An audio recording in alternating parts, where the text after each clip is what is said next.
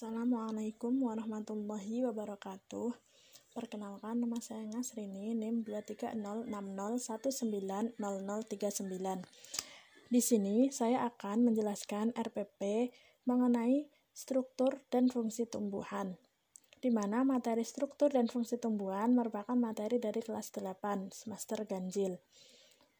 Di sini, struktur dan fungsi tumbuhan merupakan KD ke 3.4 dan juga 4.4, di mana dalam KD 3.4 berisi tentang menganalisis keterkaitan struktur jaringan tumbuhan dan fungsinya, serta teknologi yang terinspirasi oleh struktur tumbuhan. Kemudian pada KD 4.4 berupa menyajikan karya dari hasil penelusuran berbagai sumber informasi tentang teknologi yang terinspirasi dari hasil pengamatan struktur tumbuhan.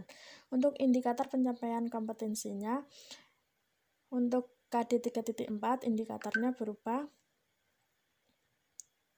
3.4.1 menjelaskan struktur tumbuhan dan fungsinya. Kemudian pada KD 3.4.2 berupa menganalisis teknologi yang terinspirasi oleh struktur tumbuhan.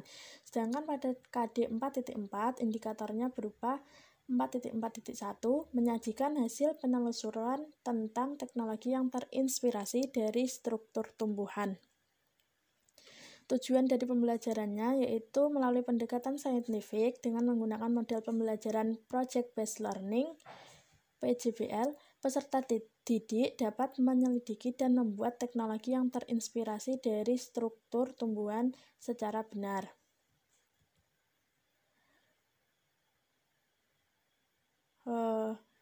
Lalu metode yang digunakan yaitu berupa group investigation, di mana langkah-langkah pembelajarannya. Yang pertama yaitu pendahuluan.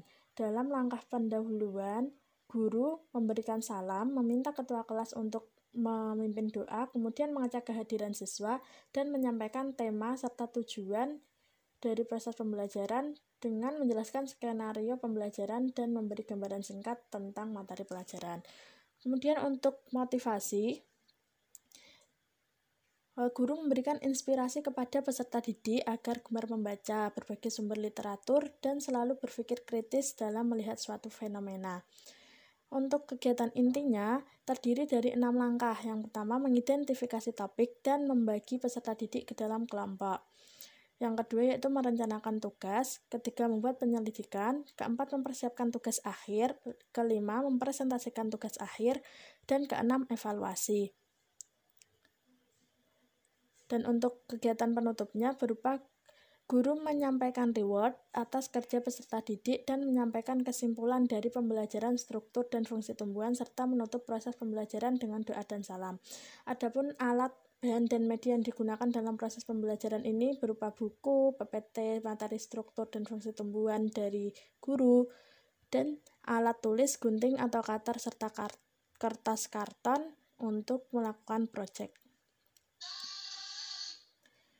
Nah, dari sini terdapat sedikit kesalahan, yaitu pada model pembelajarannya itu tidak sesuai dengan langkah pada kegiatan inti, di mana model pembelajarannya adalah project based learning, sedangkan pada langkah pembelajaran inti merupakan langkah atau sintak dari proses model pembelajaran cooperative learning, sehingga RPP ini perlu direvisi menjadi seperti ini. Untuk materinya masih sama, KD dan indikatornya juga masih sama. Yang berbeda adalah pada tujuan pembelajaran, yaitu dengan melalui pendekatan saintifik. Dengan menggunakan model pembelajaran cooperative learning, peserta didik dapat menyelidiki dan menyampaikan hasil penelusuran tentang teknologi yang terinspirasi dari struktur tumbuhan secara benar.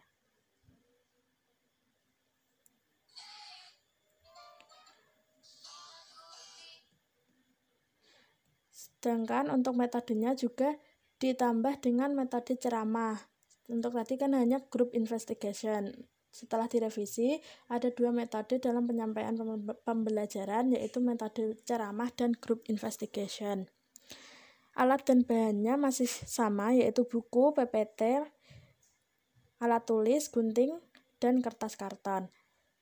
Dan untuk langkah-langkah pembelajarannya, pendahuluannya masih sama, motivasi juga masih sama. Untuk di kegiatan inti, ini langkahnya masih sama karena pada RPP sebelumnya itu merupakan langkah dari model cooperative learning.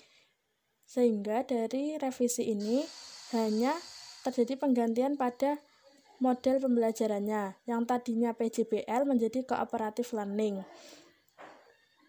Dan materi struktur dan fungsi tumbuhan ini masih cocok digunakan dengan menggunakan model cooperative learning.